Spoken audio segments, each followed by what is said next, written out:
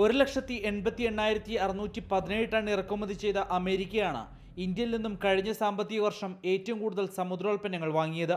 Vietnam, Thailand അടക്കമുള്ള ദക്ഷിണപൂർവേഷ്യൻ രാജ്യങ്ങളാണ് Indian സമുദ്രോൽപ്പന്നങ്ങളുടെ ഏറ്റവും വലിയ രണ്ടാമത്തെ വിപണി.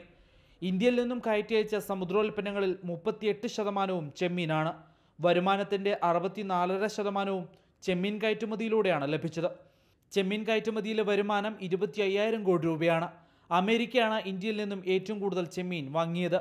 ഇന്ത്യയിൽ നിന്നും ചെമ്മീൻ ഇറക്കുമതി ചെയ്തതിൽ രണ്ടാം സ്ഥാനത്ത് യൂറോപ്യൻ യൂണിയനാണ്. ഏറെ ആവശ്യക്കാരുള്ള വനാമി ചെമ്മീനിൻ്റെ കയറ്റുമതി 2,56,699 ടണ്ണിൽ നിന്നും 3,29,766 ടണ്ണായി ഉയർന്നു. 28.46% വർധനയാണ് വനാമി ചെമ്മീൻ കയറ്റുമതിയിൽ രേഖപ്പെടുത്തിയത്.